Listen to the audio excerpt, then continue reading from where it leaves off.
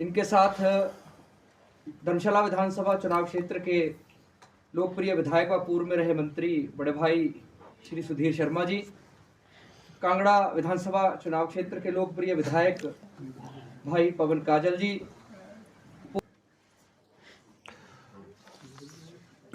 मित्रों, आज की इस पत्रकार वार्ता में आप सबका स्वागत है।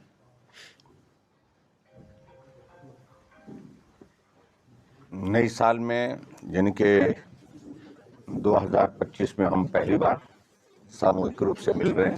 26 में, हाँ, 2026 में हम पहली बार मिल रहे हैं। इसके लिए आप सबको बहुत बहुत नई साल की भी शुभकामनाएं।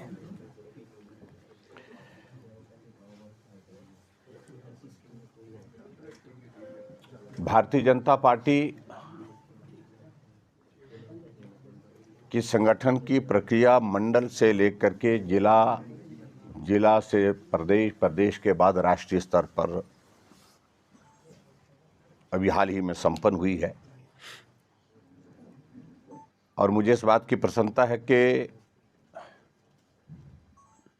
जहां भारतीय जनता पार्टी को 1980 में बनने के पश्चात लगभग 45 वर्ष का कार्यकाल पूरा हो रहा है आयु के हिसाब से, और भारतीय जनता पार्टी के राष्ट्रीय अध्यक्ष भी 45 साल की आयु के नितिन नवीन जी ने अपना कार्यभार संभाला। मैं हिमाचल प्रदेश की ओर से भारतीय जनता पार्टी के नए राष्ट्रीय अध्यक्ष नितिन नवीन जी को बहुत बहुत बधाई देता हूं, शुभकामनाएं देता हूं।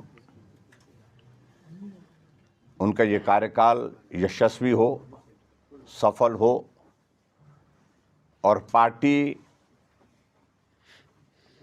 आने वाले समय में और मजबूती के साथ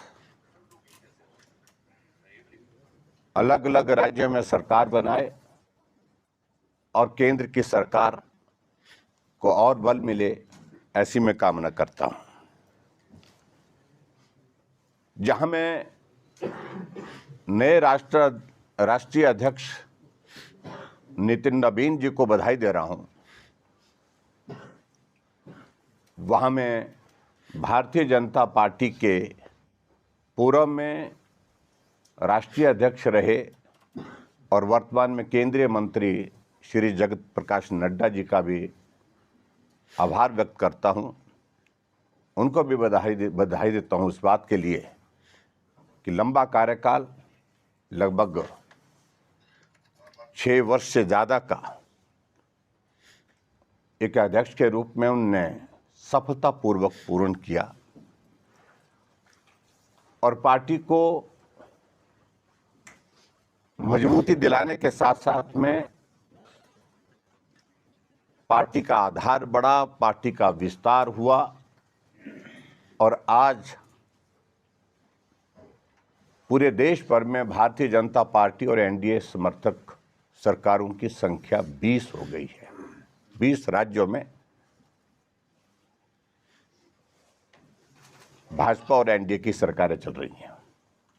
स्वाभाविक रूप से हिमाचल छोटा सा प्रदेश, छोटे से प्रदेश से बड़ी जिम्मेवारी जिस प्रकार से उनके ऊपर रही, उस जिम्मेवारी को उन्होंने बहुत सफलतापूर्वक निभाया है। उसके लिए मैं आदरणीय नड्डा जी को बहुत बहुत बधाई देता हूं। आज ये संयोग है कि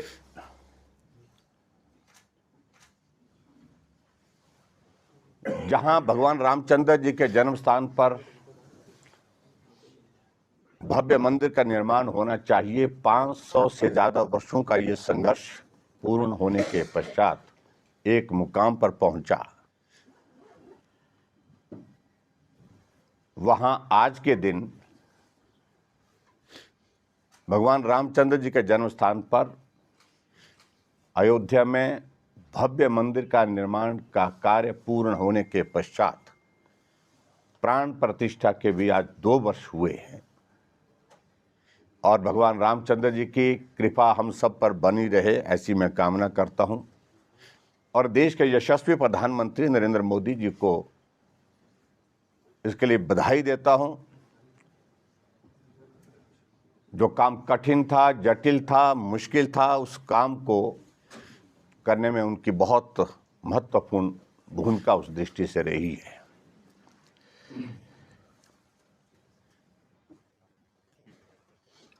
मित्रों, हिमाचल प्रदेश में पिछले 3 वर्ष से ज्यादा समय से कांग्रेस पार्टी की सरकार सुखू जी के नेतृत्व में चल रही है।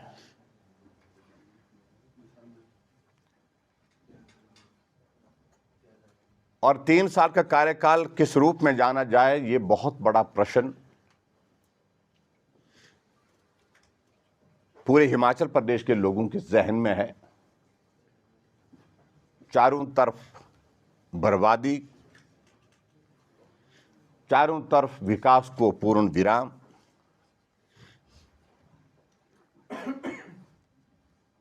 और हिमाचल प्रदेश की सरकार के फैसले लेने का तौर तरीका, जिस प्रकार से ये प्रदेश की जनता देख रही है, स्वाभाविक रूप से उसमें पूरे प्रदेश के लोगों में भी निराशा का एक वातावरण है और प्रदेश के लोगों के साथ साथ में कांग्रेस पार्टी के अंदर भी बहुत बड़ा निराशा का एक माहौल है।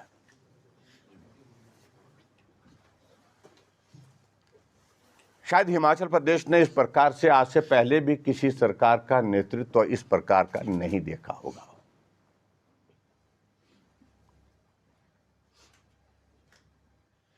जहां चारों तरफ अफरा तफरी का एक माहौल है।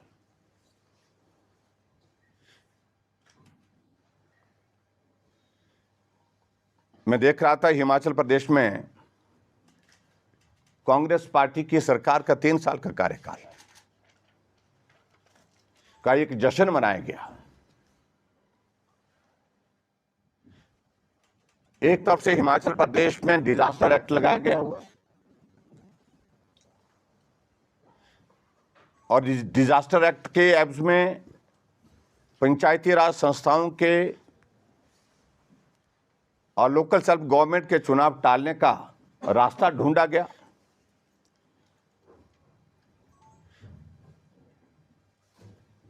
जहां डिजास्टर एक्ट के अंतर्गत फोकस ये होना चाहिए था प्रदेश सरकार का कि जो डैमेजेस हुए हैं, जो नुकसान हुआ है, उसकी भरपाई करना,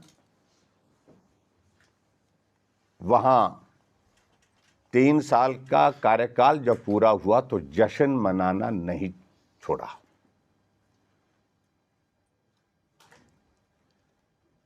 और जश्न का कार्यक्रम भी मंडी में रखा, जहां सबसे ज्यादा त्रासदी हुई थी, जब सबसे ज्यादा नुकसान हुआ था। पूरे हिमाचल प्रदेश में 400 से ज्यादा लोगों की जिंदगी चले गई, लेकिन उसके बावजूद जश्न तो होगा ही। एक तरफ से प्रदेश सरकार रोना रो रही है कि पैसा नहीं है,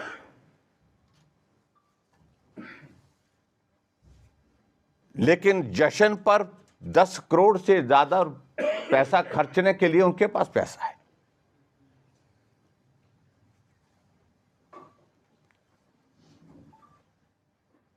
और पैसा कौन सा खर्च करने की बात कही गई, उसमें पैसा वही पैसा जो पैसा डिजास्टर का है।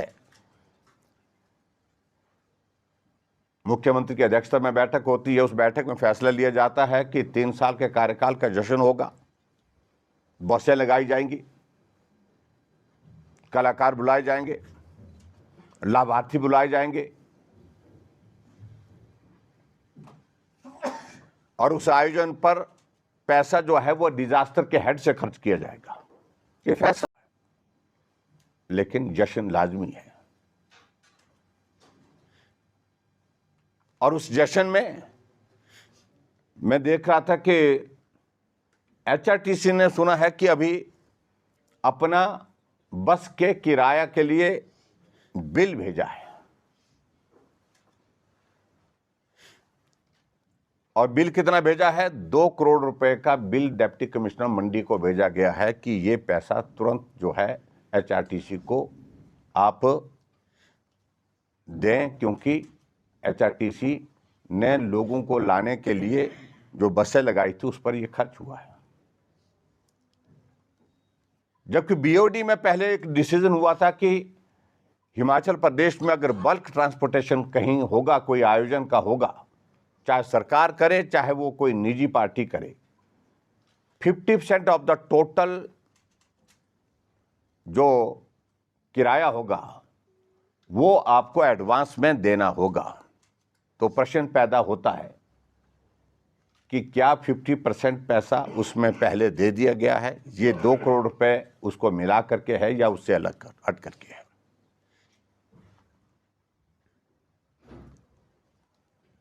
और इससे अलावा मैं और चीजों का मैं जिक्र करूं।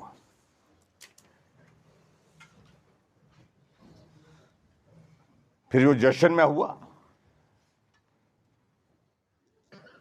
उप मुख्यमंत्री वहां पर भाषण देते हैं कि सुक्खू जी ऐसे नहीं चलेगा।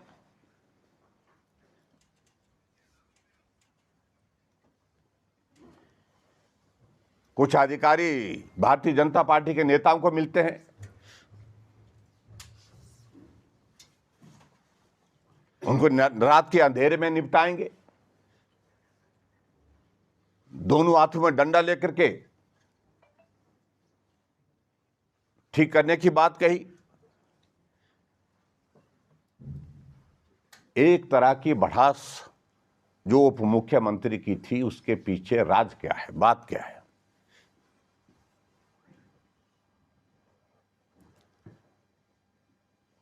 मालूम पड़ा है कि एक इंक्वायरी के आदेश हुए हैं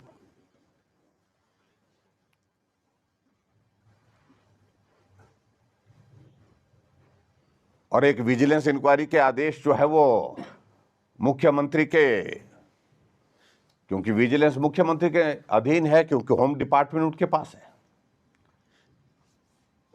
कांग्रेस के एक वरिष्ठ नेता के खिलाफ विजिलेंस की इंक्वायरी के आदेश किए गए हैं और डीजीपी ने उसमें एसआईटी कॉन्स्टिट्यूट करने की प्रोसेस शुरू कर दी थी। और फिर वो जाकर के वो नेता दिल्ली जाकर के पार्टी हाईकमान को मिल करके आता है और पार्टी हाईकमान को कहा कि ऐसे नहीं चलेगा।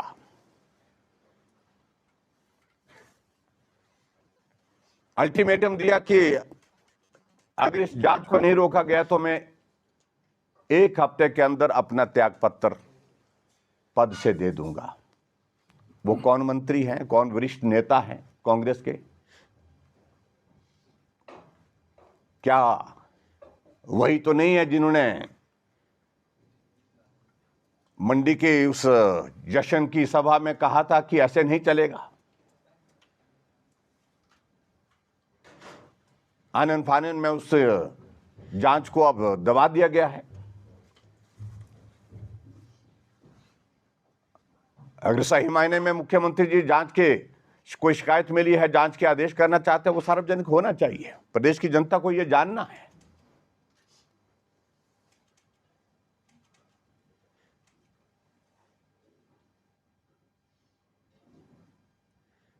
शिकायत किसने की है, शिकायत में क्या लिखा गया है, शिकायत में मजमून क्या है, उन सारी चीजों को लेकर के प्रदेश की जनता जानना चाहती है।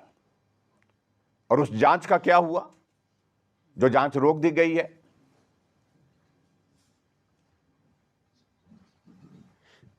क्या वो जांच लाजमी है? इन सारी बातों को लेकर के प्रदेश की जनता जानना चाहती है। और सही मायने में मुझे लगता है कि ये निपटाने का काम शुरू हो गया है।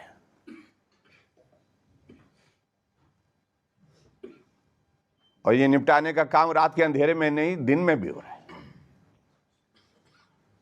और कांग्रेस पार्टी के अंदर ही ये निपटाने का काम चला हुआ है।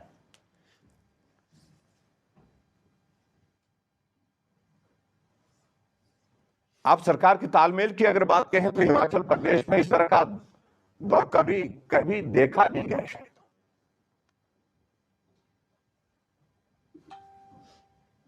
एक मंत्री बयान देते हैं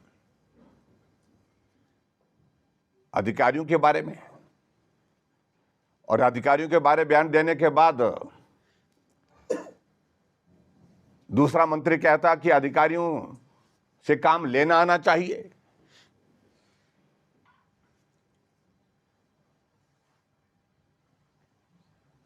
ये बहुत सारे प्रश्न खड़े कर रहे हैं अपने कामकाज के तौर तरीके से।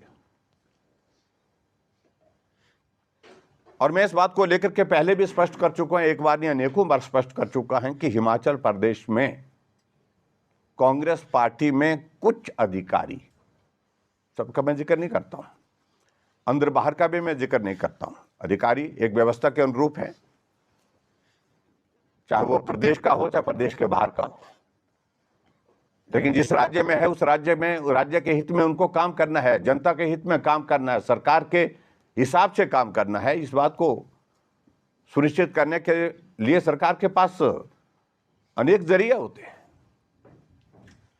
कोई अधिकारी अगर गलत काम करता है उसके खिलाफ कार्रवाई नियम के अनुसार हो सकती है। ये सार्वजनिक रूप से अधिकारी के बारे में टिप्पणी करने की बात की आवश्यकता क्यों पड़ी, यह भी प्रश्न है।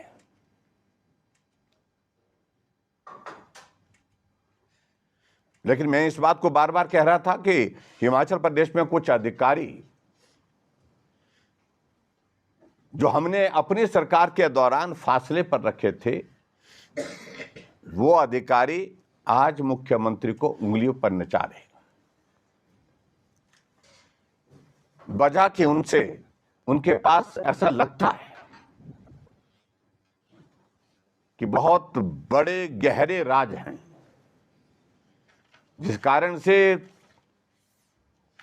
गंभीर आरोप लगाने के बावजूद भी उन अधिकारियों से वो पीछा नहीं छुड़ाने की स्थिति में है।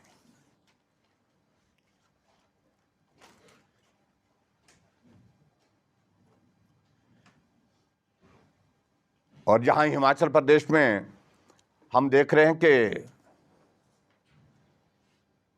पिछले 3 साल के कार्यकाल में अगर काम की बात आती है, विकास की बात आती है, उस पर तो वर्तमान सरकार शून्य है। 3 साल पिछली सरकार को कोसते कोसते निकाल दिए।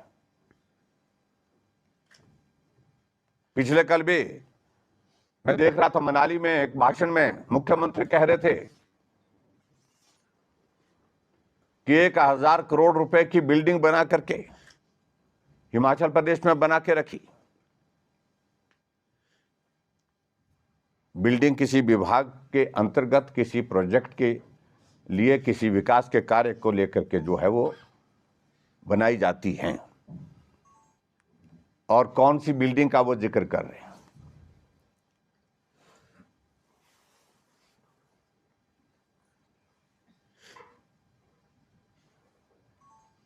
और सबसे बड़ी बात तो यह है कि उनको मैं देख रहा हूं कि बहुत बड़े तनाव में, वो बहुत परेशानी में है।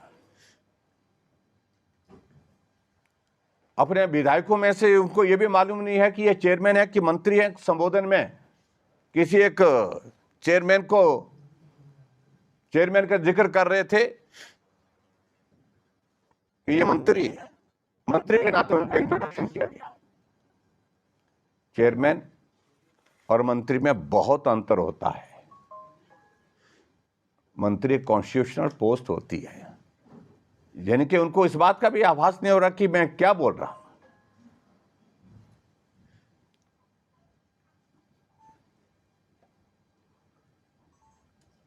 और दिलचस्प किस्से तो हम रोजाना आप लोग देख ही रहे हैं। फैसले लेने के तौर तरीके जिस पर जग हंसाई होती है।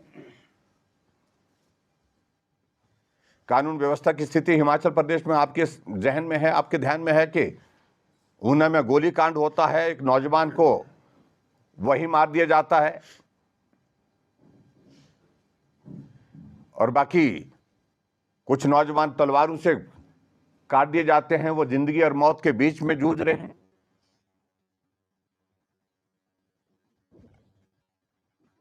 एक डॉक्टर मरीज को पीटता है और मरीज डॉक्टर को पीटता है, और कार्रवाई डॉक्टर के खिलाफ होती है, पहले सस्पेंशन होती है, उसके बाद टर्मिनेशन कर दी जाती है, और बाद में दोनों की प्रेस कॉन्फ्रेंस होकर के उनका समझौता होता है। और हमने उस मामले में पहले भी बड़ा स्पष्ट कहा था कि ये सारे मामले को लेकर के ये मोमेंटरी रिएक्शन है, दोनों को डांटना चाहिए, बुला करके उनको समझाना चाहिए, बात खत्म करनी चाहिए, लेकिन सस्पेंशन ने टर्मिनेशन के ऑर्डर कर दिए और बाद में हट करके समझौता हो गया। यानी कि कोई फैसला जो भी लेते हैं बिना सोचे समझे फैसले लेने की एक आदत बन गई है। और इसलिए अगर हम पूरे हिमाचल प्रदेश में कहें गवर्नेंस के इशू को लेकर के, ऐसा तमाशा कभी पूरे हिमाचल ने आज से पहले देखा नहीं। और बार बार केंद्र सरकार, दो ही चीजें होती हैं, यहां हमको गाली देते हैं और केंद्र में मोदी जी की सरकार को। अभी वित्त मंत्री को मिलकर के आए, अभी केंद्र में बाकी मंत्री को मिलकर के, स्वाभाविक प्रदेश के विकास के लिए, प्रदेश के काम के लिए मुख्यमंत्री मिलते हैं, लेकिन मिलने के बाद बाहर आकर के आप उन्हीं मंत्रियों के खिलाफ टिप्पणियां गंभीर करते हैं, यानी कि उन्हीं को आप कोसते हैं। मैं देख रहा था हिमाचल प्रदेश को केंद्र सरकार की ओर से जो है 2,247 करोड़ रुपए जो है प्रधानमंत्री ग्राम सड़क योजना का मिला है, PMGSY का, और जिसमें 294 सड़कें फेज 4 का ही है PMGSY का। लेकिन उसके बावजूद वे केंद्र सरकार का धन्यवाद नहीं करेंगे इस सारी चीज के लिए।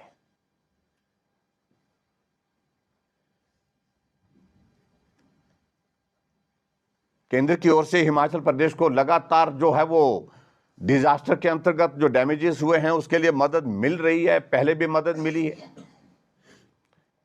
लेकिन उसका भी धन्यवाद करने के लिए उनके पास शब्द नहीं है।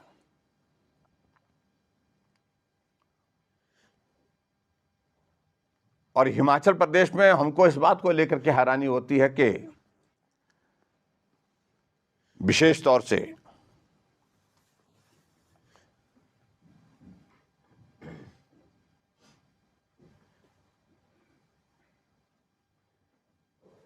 जो 2-3 चीजें हमको लगती है, एक तो यह है कि हिमाचल प्रदेश में जब ये राज्यसभा का चुनाव आता है, कांग्रेस पार्टी में तनाव और ज्यादा बढ़ जाता है, लड़ाई और ज्यादा बढ़ रही है। और मैं इसलिए पहले ही बता रहा हूं, मेहरबानी करके आपको कुछ हो गया, फिर से कुछ हो गया तो हमें मत दोष देना।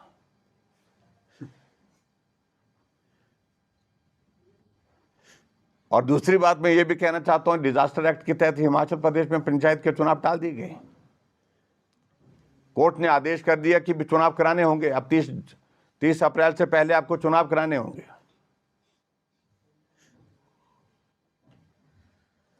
और उस पर मुख्यमंत्री की टिप्पणी हाई कोर्ट के जजमेंट पर आती है कि आर्बिट्रेरी डिसीजन लिया गया। सरकार में बहुत सारे फैसले हमने भी देखा अपनी सरकार में, कुछ अनुकूल होते हैं, कुछ अनुकूल नहीं होते हैं कोर्ट के जो फैसले आते हैं। लेकिन हमको ये मान के चलना चाहिए, कोर्ट का फैसला अगर आया है उस पर विवेचन जरूर करना चाहिए, विचार करना चाहिए, लेकिन टिप्पणी करने से परहेज करना चाहिए। अगर कोर्ट के फैसले को आपने आर्बिट्रेरी कहा है तो इसका अभिप्राय क्या है कि कोर्ट के खिलाफ आपने टिप्पणी की है,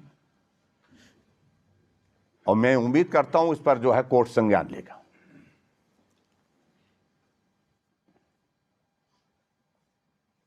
और इसके अलावा मैं आने वाले समय के लिए मैं सिर्फ इतना ही कहना चाहता हूं, खासतौर से अगर हम चीजों का जिक्र करें तो बहुत लंबे विषय जाएंगे।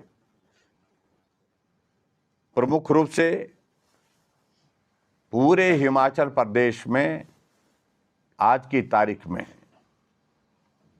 कांग्रेस सरकार की लोकप्रियता रसातल में चले गई है। आज अगर चुनाव हो जाएं तो कांग्रेस पार्टी की बहुत बुरी तरह से हार होगी।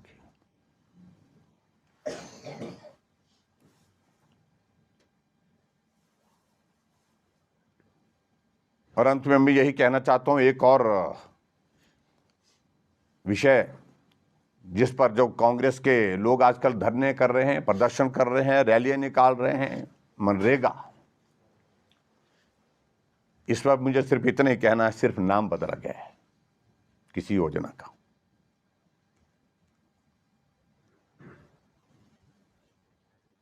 और नाम पहली बार नहीं बदला गया, इसका नाम कई बार जो है वो आधा दर्जन से ज्यादा जो है नाम इस योजना का, इस तरह की इस योजना का बदला गया है। पहले भी जवाहर रोजगार योजना भी था, फिर उसका नाम नरेगा भी था, 2009 में इसका नाम मनरेगा रखा, और अभी जो नाम परिवर्तन किया है वीबी जीराम जी, तो मुझे लगता है कि कांग्रेस पार्टी को महात्मा गांधी जी के नाम हटने की बड़ी आपत्ति नहीं है, लेकिन उससे ज्यादा आपत्ति है कि राम जी का नाम बीच में आ गया।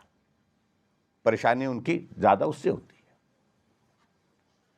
जबकि योजना में 100 दिन से 125 दिन एडमिनिस्ट्रेटिव चार्जेस उसमें बढ़ा करके 6% से 9% किए गए।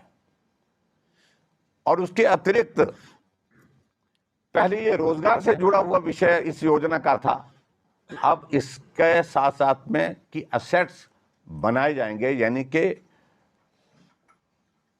विकास किया जाएगा, स्कूल के भवन बनेंगे तो बीवी जी राम जी का उसमें योगदान होगा।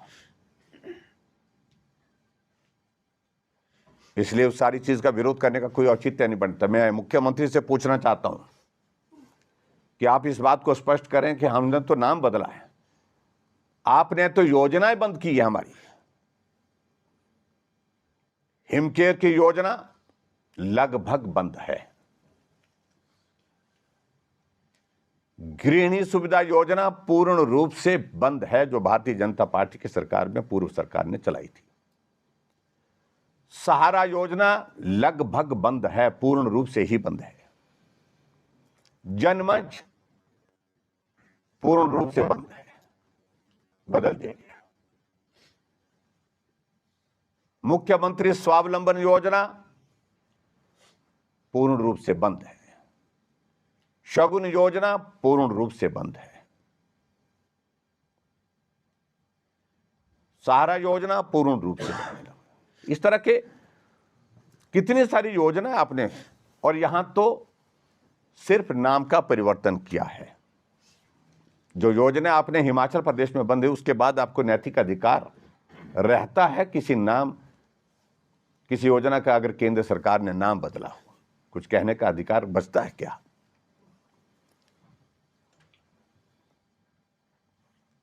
और दूसरी बात मैं यही कहूंगा कि जिस बात को लेकर के बहुत ज्यादा शोर डाला गया बिहार के चुनाव में, नारा लगाया गया वोट चोर गड्डी छोड़,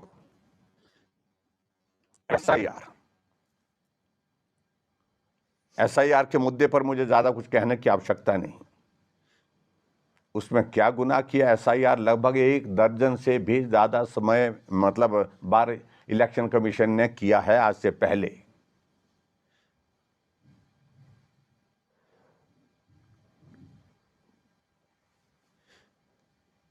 अगर अब की बात करिए तो उसमें क्या गुनाह है? और एसआईआर में जो प्रोविजन है उसमें बड़ा सीधा सा है कि जो देश का नागरिक है उसको वोट देने का अधिकार होना चाहिए। इसमें क्या गलत है? और जो देश का नागरिक नहीं है उसको वोट देने का अधिकार नहीं होना चाहिए, इसमें क्या गलत है?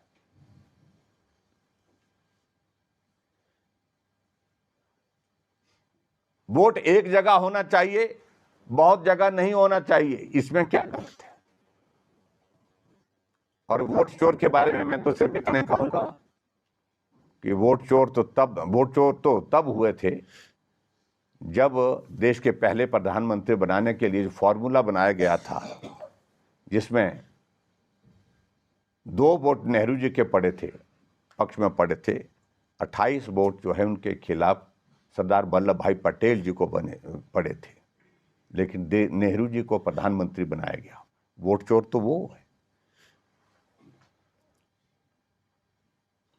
वोट चोर तो उसको हम कह सकते हैं कि जब डॉक्टर भीमराव अंबेडकर जी चुनाव लड़े थे, उनको हराने के लिए नेहरू जी बतौर प्रधानमंत्री गए थे और बाद में 74,000 से ज्यादा वोट उनके रिजेक्ट किए गए थे, इनवैलिड किए गए थे। वोट चोर उसको कहते हैं।